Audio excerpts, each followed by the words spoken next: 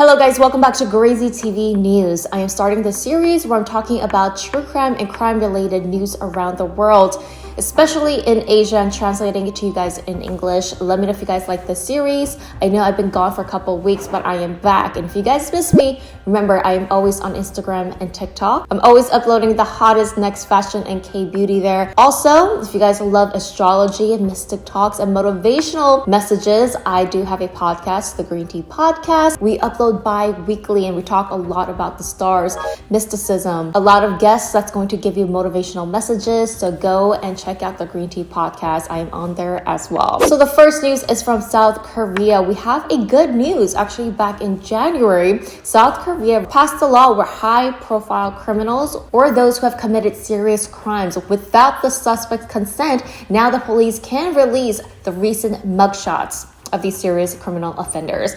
I know. I'm sure you guys are like, this had to be in law. In previous true crime cases, as you guys have seen, I've done about South Korea, a lot of the suspects' names, their faces are all blurred, and this is to protect the identities of both victims and suspects. Before this law, the law was a little bit in the gray area where police and prosecutors could not reveal the identity of serious criminal offenders without that suspect's consent, or, when it passes through the judge. And they could not release recent mugshots. Like, they had to release old photos, which a lot of people were complaining.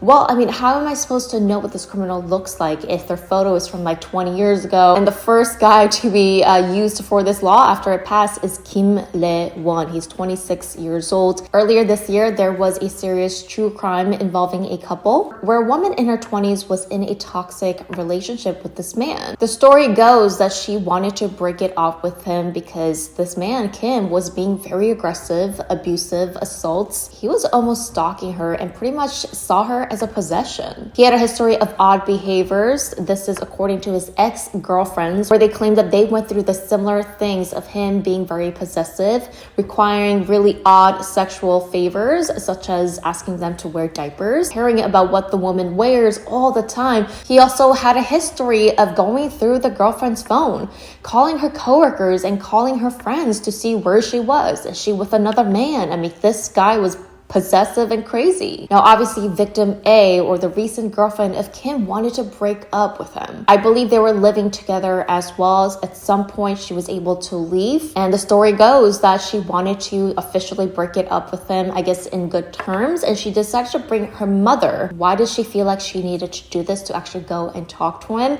Maybe because he was threatening her. Maybe because his personality was so intense that she really felt scared of him and wanted to talk it out in a good conversation, which is very understandable. And maybe she wanted to bring a mediator, her mother. So her mother and herself decided to go to Kim's apartment. And as they got there, that is when within 3 minutes, Kim went into an explosive episode and ended the life of his girlfriend. The mother was attacked as well, and she is in critical condition at this moment. And here is a video footage of what happened right after. The security guard of the apartment confessed that this man, Kim, ran into his office and said that, "Oh my God, I'm hiding from somebody. There's somebody after me. Could you please call the police?" And he had blood all over his body.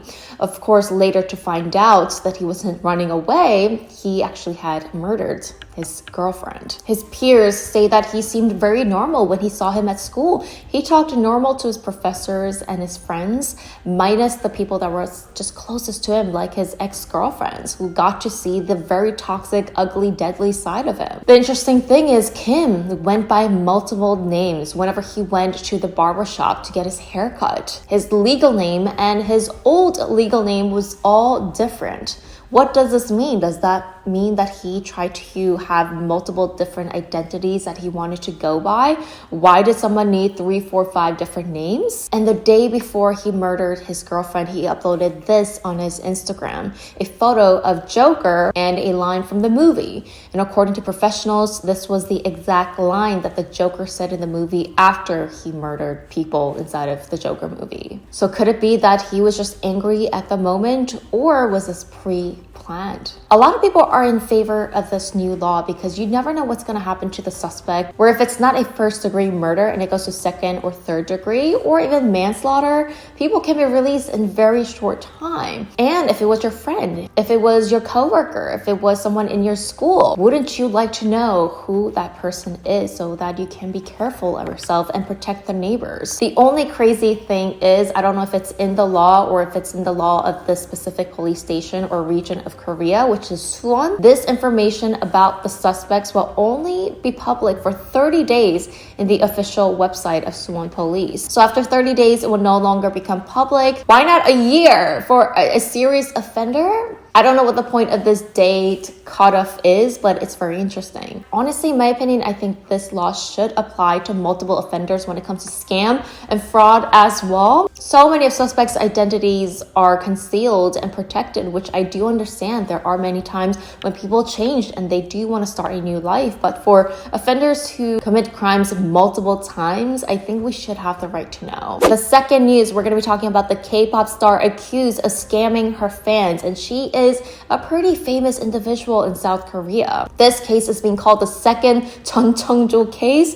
If you guys know the Chun case that I've covered, that is a crazy case where a woman, actually it's a transgender, but technically not because she used it to her fraud advantage and scamming. It's really confusing, but let's call it he for now. Chun was known to be the Korean Anna Delvey case where he made up his entire life. He pretended to be a Tibar, which is like a millionaire or a billionaire son, a really wealthy family's conglomerate. Come to find out that was all a scam. How did he afford this luxury apartment, be able to almost marry an Olympic champion in South Korea, had multiple bodyguards, and was able to scam millions from people. But this is a very similar case, but it's involving a K-pop star, a former K-pop star, and her name is Areum. She used to be in a group called T-Era. They used to be one of the mega hit K-pop girl groups. They debuted in 2009 and they were a big hit in the 2010s. Areum joined the group actually later on in 2012, but only a year into it she did quit.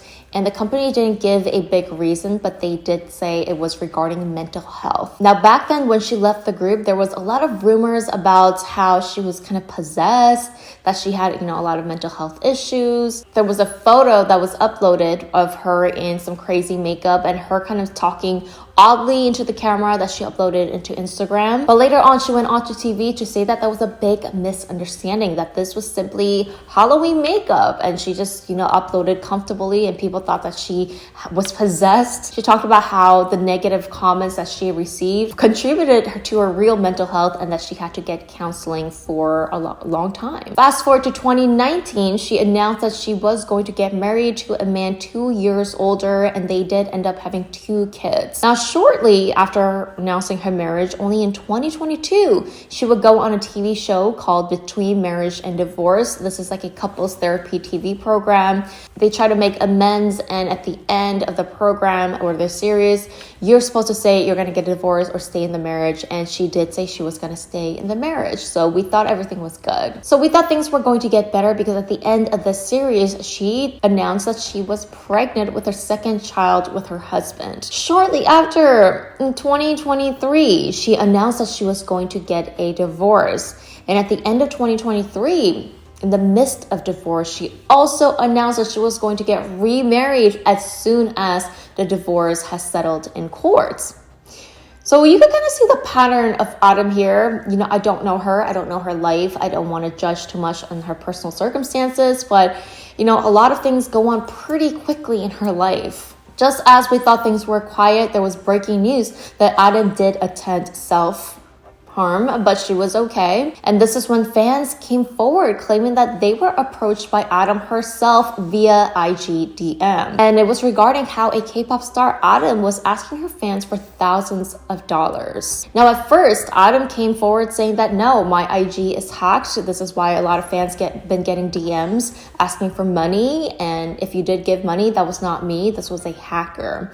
which does make sense. A lot of IG Instagrams get hacked and there's a lot of fake profiles that ask fans for money. But these messages came from Adam's official blue check verified Instagram. In the DMs, there's receipts and messages of Adam claiming that she was at the hospital, that it was an emergency. Her kids are at the hospital. It's always had to do something with, health and being at the hospital. She said that she is an important figure, a public figure, so how could I scam you? You know me, like everyone knows me. There's no way I could just run away. The thing is, fans had voice recording messages, so this was hard to manipulate.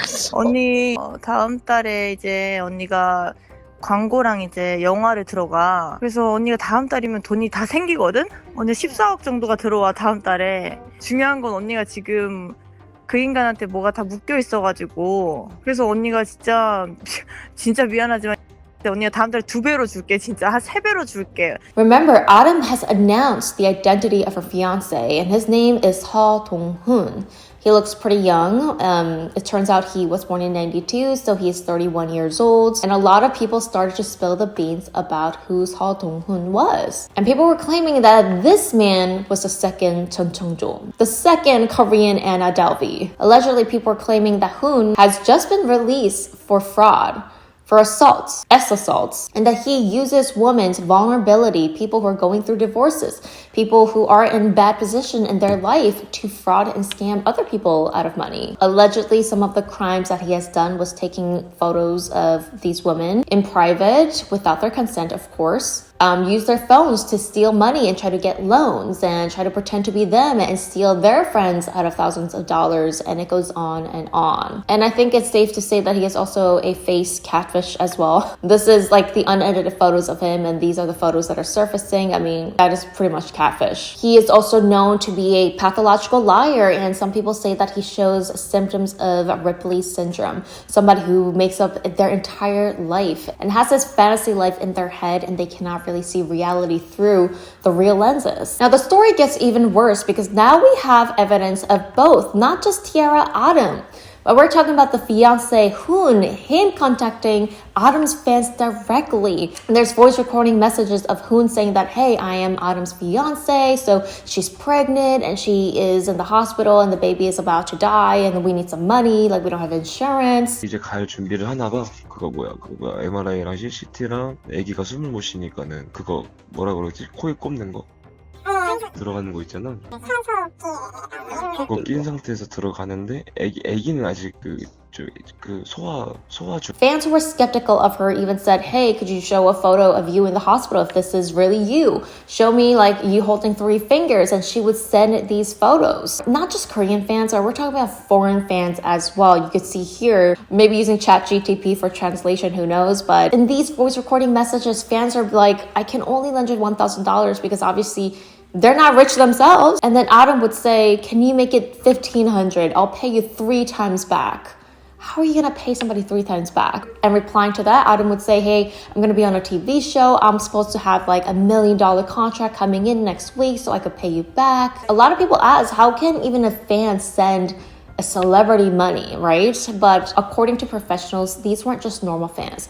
These were die-hard Adam fans that's been following her for years. Like, these are those kind of fans. They're really #1 fans that are dying to just like have a phone call with their favorite celebrity, or just to, be part of helping their favorite celebrity out when they're in a die-hard situation. It makes them feel special. So they were using these kind of good-hearted people. Now she is claiming that, well, actually, my fiance has been holding me captive for all this time, that I was under a threat and a pressure, and he made me do all of this. He actually took my phone and he was pretending to be me. And if she didn't follow the orders of Hoon, she was going to be assaulted. Now, Adam's real friends, not fans, but her personal friends also was targeted, saying that Adam, again, she uses the sick excuse, saying that, she has a cyst in her uterus, that she's at the hospital, she doesn't have money, her kids, blah, blah, blah. Other excuses like, I got into a car accident, I need divorce lawyer money. At this point right now, we don't know if Adam was really under the threat or the pressure of her new fiance, Hoon. A lot of people are just shocked that a public figure, somebody who was once really loved,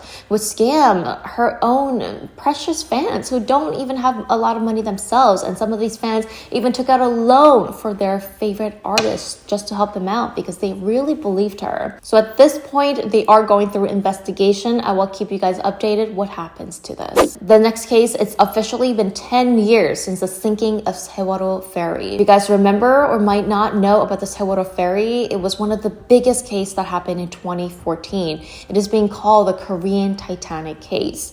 I was in South Korea at this time, and I remember exactly when it happened. I was training with my girl group back in the days. Oh my God, I can't believe it's been 10 years. We were in the cafeteria, and one of our, trainee girls, she said, "Oh my God, there is a ferry that's sinking right now."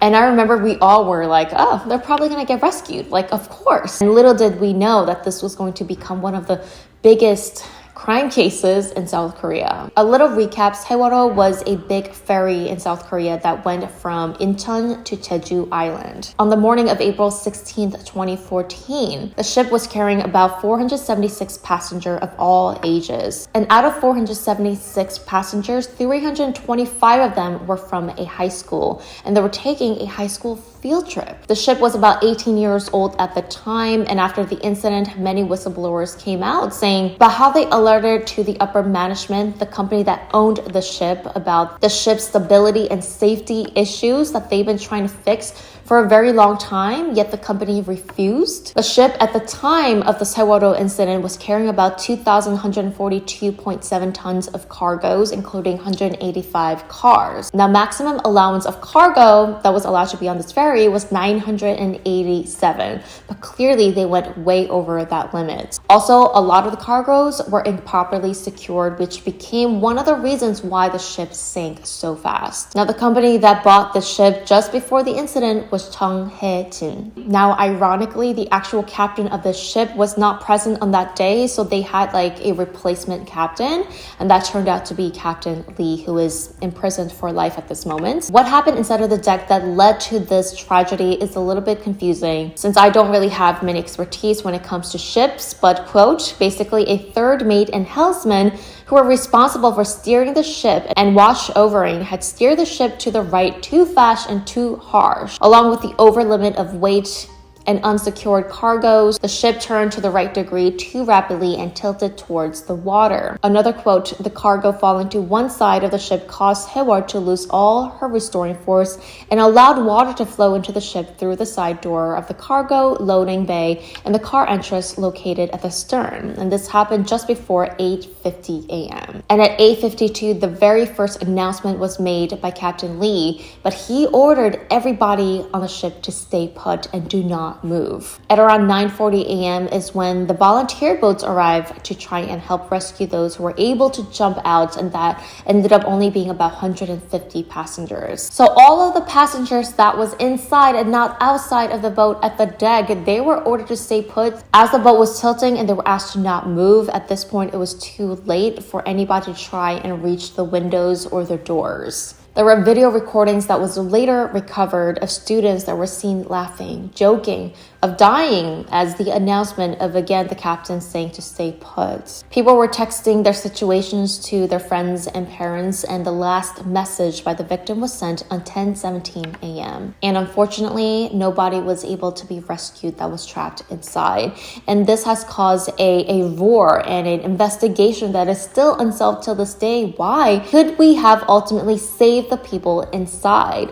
There were so much rumors and conspiracy theories that went on that we don't know what is true. And of course, the golden time ran out, and that there was not a great leader that was able to save and do something in this emergency moment. That day, 304 passengers passed away, and there were 172 survivors. Even a scuba diver passed away while trying to do a rescue mission at the time. Even more crazier, only 2 months later in June of 2014, the CEO of the company that owned the ship, he mysteriously passed away.